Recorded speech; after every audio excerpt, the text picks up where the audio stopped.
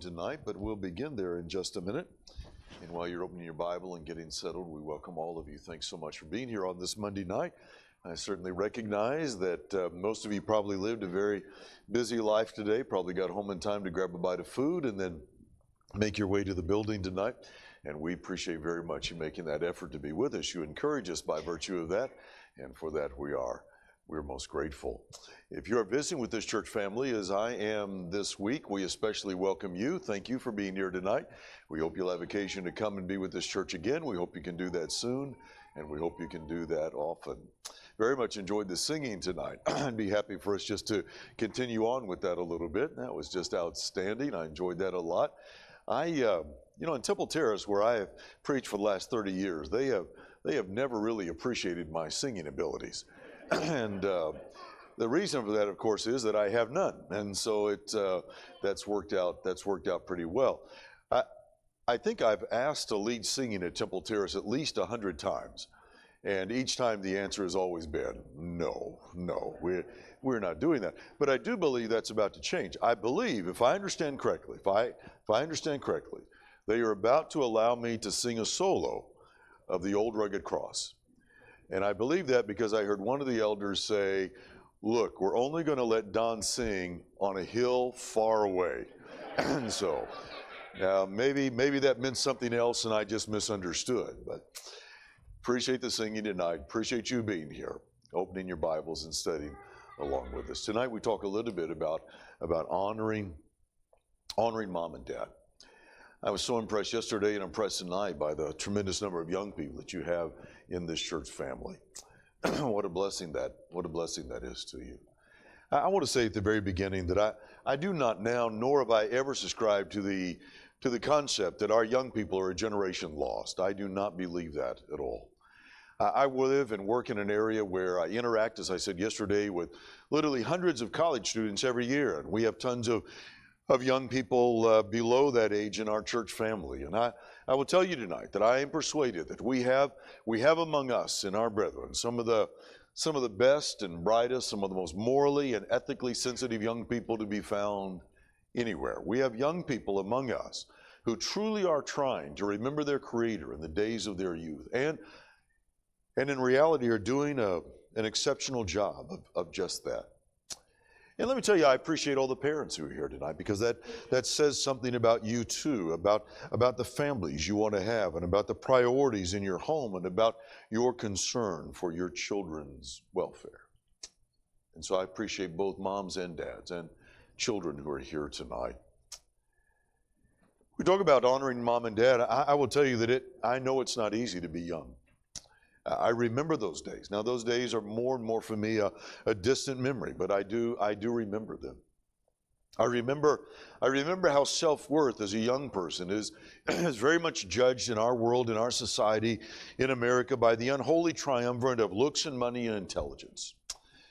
Heaven help the poor child that is not handsome or beautiful, or whose parents have no money, or who cannot score high on their SAT.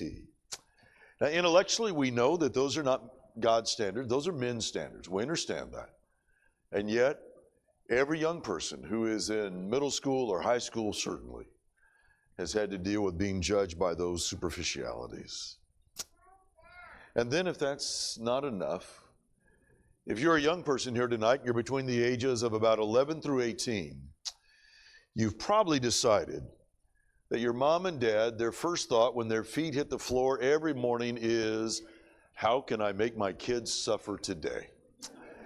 And I will tell you that's not exactly right, but I know it's a common thought. My children, of course, are long out of the house. They are full grown and gone. But I remember well the day having an argument with my teenage daughter, and she was completely exasperated with me. And finally, she just, in her exasperation, she said, "Dad, do you think it is your job to make my life miserable?" And I said, "Oh, no, honey, it's not my job. It's one of the perks." Well, that was probably not my finest parenting moment. I will acknowledge that. It's a challenge. It's a challenge for moms and dads, and it's a challenge for young people as well. Do you have a Bible tonight? Ephesians 6, beginning in verse 1. These are familiar words. You'll recognize them immediately, won't you? Ephesians 6 and verse 1. Children, obey your parents in the Lord because this is right. Honor your father and mother. This is the first commandment with a promise, that it may go well with you and you may live a long life in the land. Fathers, do not provoke your children to anger, but bring them up in the discipline and in the instruction of the Lord. I want to stop there for just a moment, if I may. The Apostle Paul in this particular passage quotes from the fifth commandment of the Decalogue, God's 10 commandments. And it's interesting that he does that, and the way that he does that, and where he puts this in the 10 commandments, where God put that. The first 4 of the 10 commandments are vertical in nature. You shall have no other gods. Put God first, and take God as he is. No graven images, and no name dishonoring. Respect what is holy, and then finally remember the Sabbath. And so the first of the God's 10 commandments, they are vertical in nature. They deal with man's relationship with God. The next 5 of the 10 commandments are very much horizontal in nature, and they deal in our relationships with one another. And so God says, I want you to respect human life. And then, as we talked last night, I want you to keep sex sacred, no adultery. And then third, keep things in perspective, and so you cannot steal. And then he says, I want you to tell the truth always. And finally, to simply be content. But the pivotal command, ladies and gentlemen, is actually the 5th command. And the 5th command is, I want you to honor your father and your mother. And the 5th command is in the crossroads there because it is absolutely pivotal. Why is that?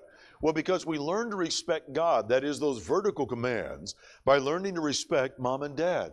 And because we learn to respect others, those horizontal commands, by learning to respect mom and dad. And so the hinge point of the 10 commandments is simply that you've got to honor your mom and dad because you learn to do all of those other things in that relationship. And so let's just start right there. Children, Paul said, obey your parents in the Lord. Now, children is an interesting word because that encompasses a broad spectrum, doesn't it? And so if you're here tonight and you are 6 years old, you are a child with parents. If you are 16 years old, you're probably a child with parents. But by the same token, you may be in the audience tonight and be 60 years old and still have a living parent, which means that you have God-given obligations as a child to your parents. Now, they are different than the 6-year-old or the 16-year-old, but you still have a responsibility to mom and dad. And so my point in that is that there will be something in this lesson, I think, for everyone tonight. Let's just begin with this tonight, that it really is a matter of honor. Children, obey your parents in the Lord. It is a matter of giving honor to whom honor is due. You know, we tend in American culture to give honor to individuals that we think somehow deserve it. And so if you are a skilled and gifted athlete, or if you're a successful business person, we will accord you some honor. If you rise above the lowest common denominator, we'll accord you some honor in American culture. But God says that parents are to be honored not because of what they have done, but simply because of who they are, because they're your parents. Just like when you go into a court of law, the individual sitting behind the bench in the black robe, how is that individual addressed? Well, he's addressed as your honor. Now, he may not be a very good person in many ways, but there is an honor that is accorded to him because of the role that he plays and the position that he has. And God says, I want you to honor your mom and dad because they're your mom and your dad. Now, Jesus lived that way, right? Jesus went down with his mom and dad, and he came to Nazareth, and he was subject to them. He was subject. He submitted. He obeyed his mom and dad. God's view of this is stated in Colossians 3. Children, obey your parents in all things because this is well-pleasing unto the Lord. This is why the Jews typically thought that the 10th commandment, or the 5th commandment, honor mom and dad, the Jews typically thought that it belonged with the first 4. In their thinking, God's ordained spokesman to children on earth was mom and dad. And so if you disrespected your mom and dad, in the Jewish way of thinking, you were disrespecting God. And so this was extremely important. Honor to whom honor is due. Well, why would that even matter? Why would that even matter? Why did God command, honor your father and your mother? You remember in Exodus 20 and verse 12, honor your father and your mother, this is in the Ten Commandments, that your days may be long upon the land the Lord your God is giving you. He's not saying in that, by the way, look, if you're a really good son or daughter and you pay a lot of homage and attention to your mom and dad and you take good care of them when they're old, if you'll do that, you'll live to be 90 or 100 years old. That's not what he's saying at all. He is saying in that the family, the home, is the foundation of the nation, that it may be long upon the land that God is giving you. That respect and honor, to having a good family, is foundational to the survival of a nation. That essential to the well-being of any culture is the respect that is in the family. I mean, think about that. When a child learns submission and respect early in the home, then they're going to know how to respond to other authority figures, aren't they? To policemen, to teachers, to church leaders, to lawmakers, to employees, to employers. But when a child is disrespectful in the home, it's a prelude to disrespect and rebellion in other relationships, especially spiritually. I mean, think about that. If a child successfully defies his parents, then what chance does the teacher have in the school system? And every teacher in this room would acknowledge that, I know. And if a child can successfully live their life at home and defy and disrespect their mom and dad, if they get their own way growing up by screaming and pouting and manipulating, then what chance is a marriage partner going to have? For that matter, ladies and gentlemen, what chance is God going to have? When God says to an adult child who's grown up that way, look, you can't do that. I've put a boundary here. You can't cross this. That child is going to say, look, nobody has ever told me what I can and cannot do. And we're not going to start now. It's why this is so imperative that it be developed early on. And so it's a matter of honor to whom honor is due. And in reality, there's a debt of honor that is owed. A debt of honor that is owed. When Barbara Bush was the First Lady of the United States, she said this at a conference. She said, success does not depend on what happens at the White House, but what happens at your house. There's a lot of truth in that. And I want to tell you, particularly in 2023, when America is so, it seems just enamored with, with divided political points of view, it's good to remember that what happens in the White House is not really first importance in your home. It's what happens in your house. What you do as a mom and dad and as children who honor parents and grandparents in the home. What does that involve? Well, I think first of all, it just involves respecting their role. You've got to respect the role that mothers and fathers and grandmothers and grandfathers, by the way, have in your family. You've got to respect their role. The Hebrew word for honor means to carry weight. The Hebrews, when they used the word honor, they talked about something being heavy or something that was added to something. And so we use that terminology, don't we? We say, well, that individual, they carry a lot of weight with me. What does that mean? It means that you honor them in some way. They carry weight with you. So you have a respect for them, an honor for them. Well, that's exactly what we should have for our parents. John Calvin once wrote about parents and children, and he said this, the sum of the commandment, that is to honor your mom and dad, the sum of the commandment, therefore, will be that we are to look up to those whom the Lord has set over us, yielding them honor, gratitude, obedience. Thus, it would follow that everything in the realm of contempt or ingratitude or disobedience would then be forbidden. And so we just need to respect their role. That's exactly what he is saying, that this is a God-given role, and there is to be some respect there. Well, how do you show respect? How do we show respect as children and grandchildren to our parents and grandparents? Well, you obey their will. I mean, that's what we read a moment ago in Ephesians 6, wasn't it? Children, obey your parents in the Lord. So let's just take a look at that again.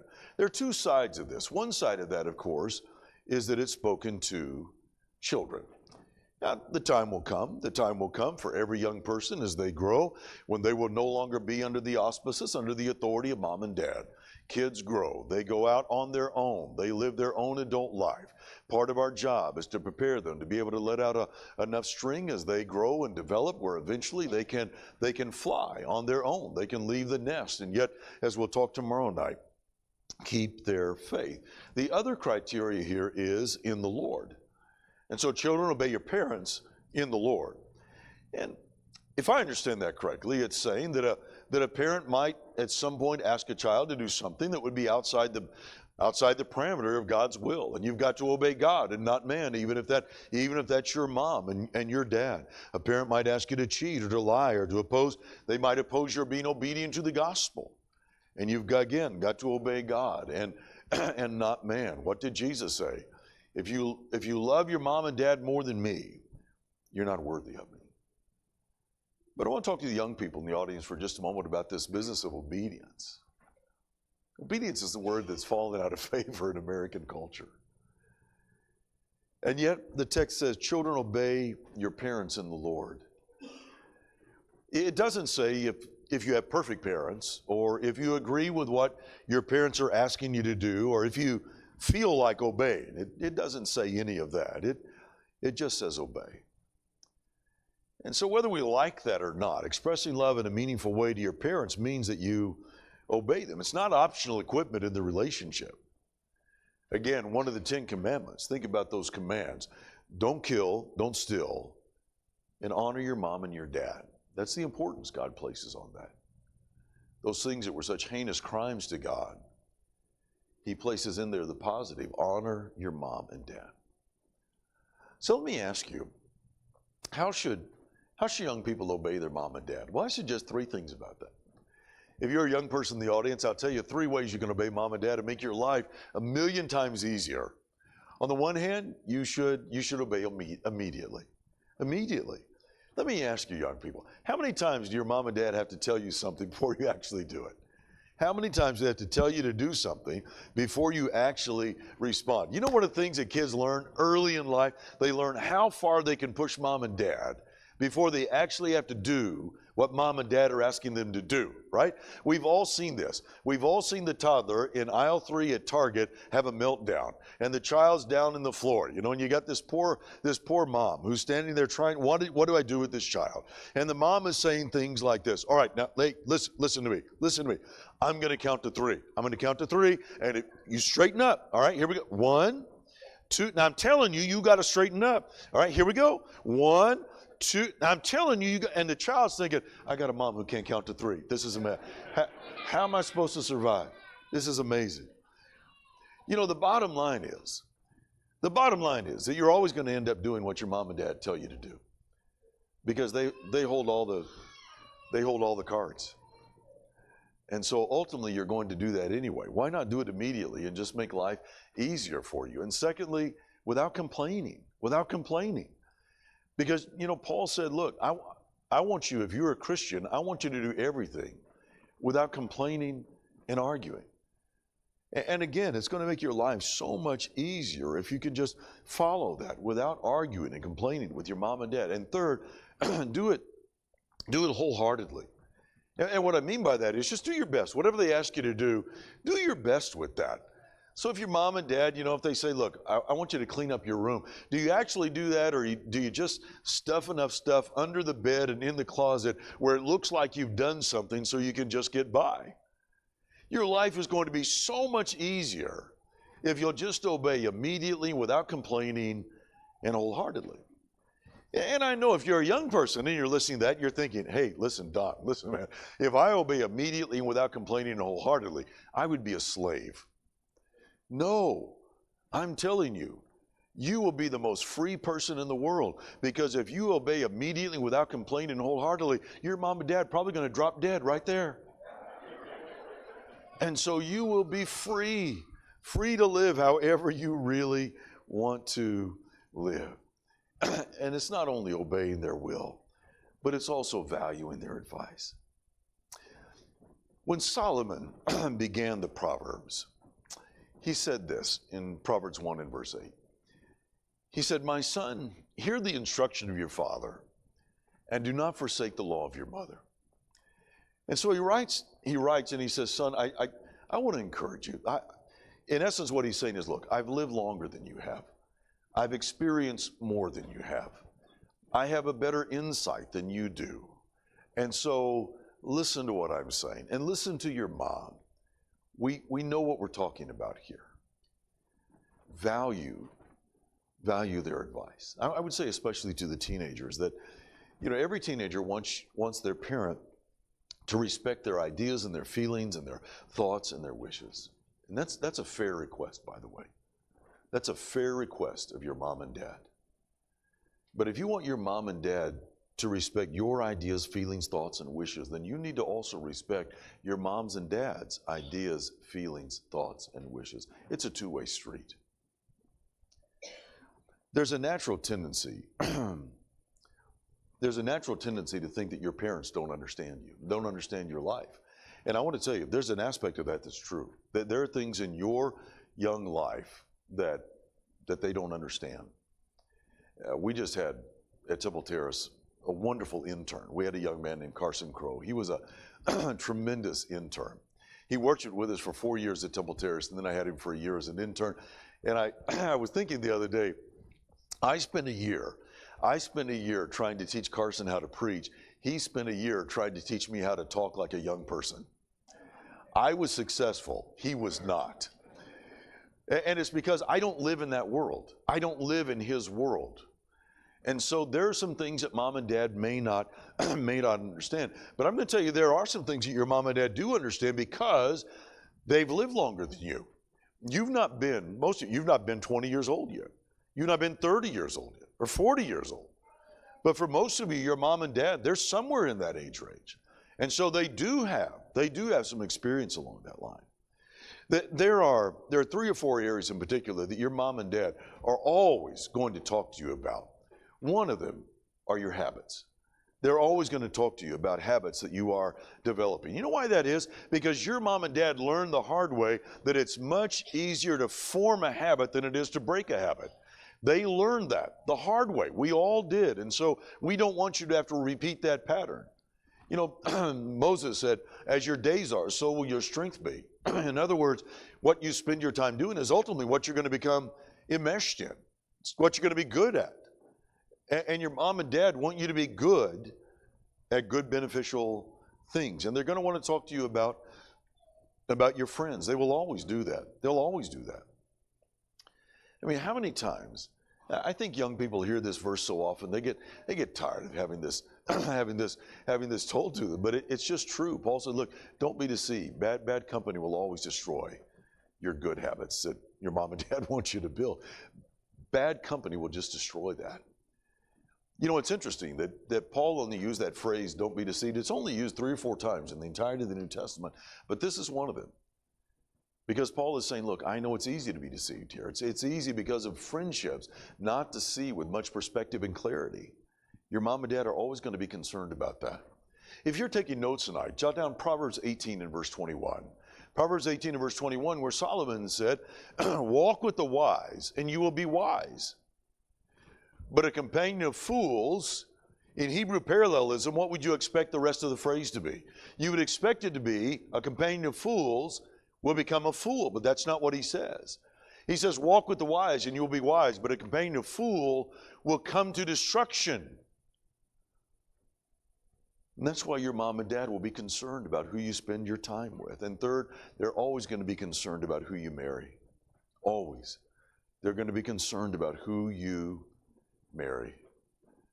I read back a while back, not long ago, that this little saying that said, most little girls grow up and marry somebody who reminds them of their father, which is why most mothers cry at weddings. Well, I hope that's not true. I hope that's not true at all.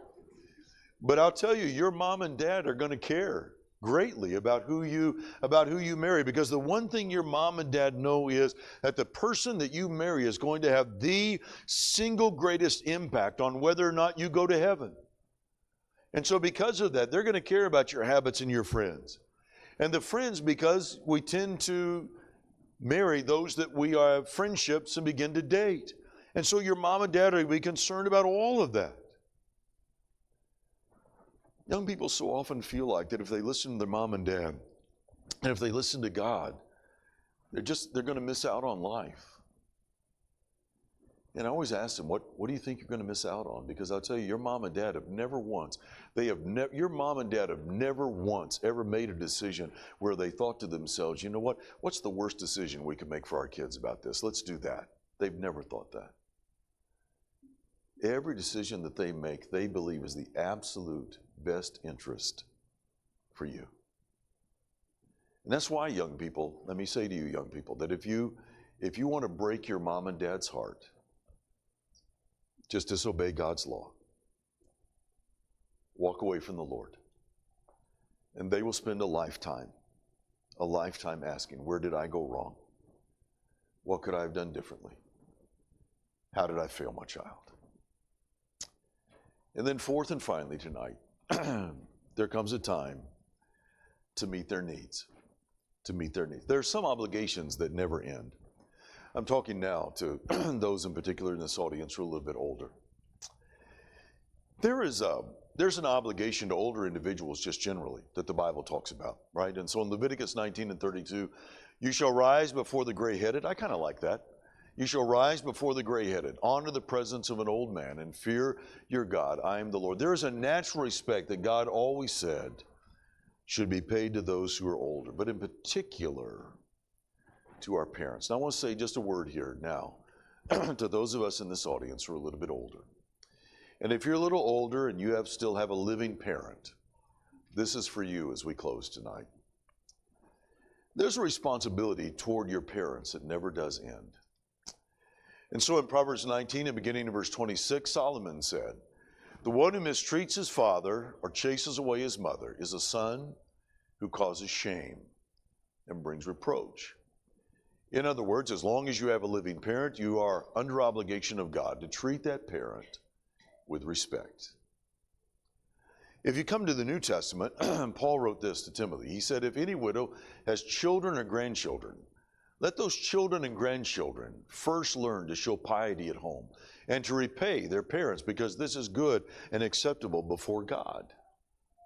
And the point of that is, ladies and gentlemen, that it's not primarily your job. It's not the government's job to care for those who cared for me when I was young. That is my job. That is my responsibility. And it's yours with your parents. Listen, your parents did a difficult job.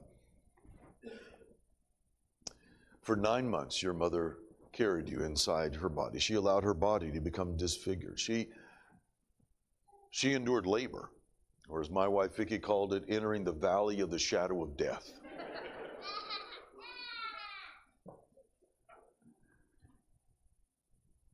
When you and I were small, we were unbelievably demanding. When we were hungry or thirsty, we never once thought to ourselves when we were tiny, never once did we think, I wonder if mom and dad are busy.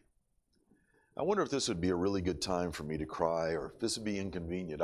I can wait if it is. We never thought that way. And then as we grew, there were endless ball games and school activities and athletics and practices. There were musical instruments and education. There was expense and college and helping us get a start in life. And the point of it is that they did a hard job, and they did it gladly.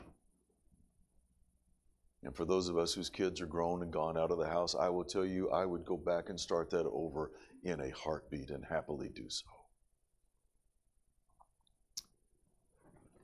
It's interesting that when Jesus was dying, I can't even begin to kind of imagine the agony that was involved in that. Crucifixion is just gruesome beyond words. But he was concerned about the care of his mother. She didn't leave his heart. Woman, behold your son, and son, behold your mother. I know so many adult children who do that in regard to their aging parents. I've known of so many adult children who agonize over nursing home care versus assisted living. Or I've known so many children who have added on to their homes so that mom and dad could have a place to come and live those final years close by them. I've known people who have parents in a nursing home and go every single day to make sure that those parents know that they are not forgotten there. I've known so many young people who've found a way to care for parents aged and help them financially. You know, the fact of the matter is, ladies and gentlemen, that if you live long enough, if your parents live long enough, it is inevitable that you will parent your parents. It is inevitable. Unless you think you can't afford to do that, or you don't have the time to do that, or that's too much of a burden, you just remember that they cared for you when just a few hours of neglect would have meant your life. Cherish your mom and dad as long as you have them. 30 years ago next month, my dad went to heaven. I was very, very close to my dad. We had a very, very close relationship. He died 30 years next month. Vicki and I we've lived in Tampa, Florida. We moved there about 3 months after he passed. Not long ago, we were going through some things. We lived in the same house ever since we moved to Florida. So we've lived in this house for 30 years now. And a while back, we were going through some things. And so I'd gotten up in the attic, and I brought some boxes down. And there were a couple of boxes that had not been opened in 30 years. And so we were opening these boxes. And in one of them, when I opened it, on the top was the phone that was on the wall of our kitchen in our house in Plainfield, Indiana. And it was one of those phones that had the push buttons. You know, it had a name by it, and you pushed a button and it would dial. It would dial the number. And the first name at the top was Dad. And I'll tell you, ladies and gentlemen, I would give anything that I own if I could push that button and talk to my dad. I dreamed about him not very long ago. We were having a conversation. He was with me. And his body was healthy. It was no longer ravaged by cancer. And his voice was strong and powerful again. And he had this twinkle in his eye that he always had, and he was smiling and talking. And we were just talking and visiting and having such a wonderful, wonderful visit. And then he said, "Well, son, I've got to go." And I said, Dad, don't go. And he said, "No, son, I have to go." And I woke up, and he was gone. I understand what David meant when he said, "He can't come to me, but I can go to him." Cherish your mom and dad as long as you have them. Treat them with respect and honor, even if in their older years things change with them, and that becomes much more difficult to do. But make your children, make your parents a priority, because neither are going to be here long. And the last thing you would ever want is to look back with regrets. My dad was a Missouri farm boy. Grew up on a farm. Never got that out of his system. Everywhere that we lived, my dad would buy a plot of ground, usually wooded, because he liked to walk. He liked to walk in the woods, loved nature. And I remember when I was a little boy, we were in Southern California, my dad had bought this 5-acre plot of ground, and it was treed and wooded, and he loved to walk there. And I remember when I was a little boy, we would sometimes walk after school, and we'd walk through there, and he'd be pointing things out to me. But I can remember, even as a little boy, I remember the nighttime beginning to fall and the shadows beginning to get long. And as a little boy, I'd get scared. And when that would happen, I'd just reach up and take my dad's hand. And then everything was okay. When I became a Christian, ladies and gentlemen, I reached up and took hold of the hand of my Father in heaven. Best decision I ever made in my life. And if that's the decision that you need to make tonight, and to show that in the water of baptism, then this invitation is for you. Let's stand and let's sing.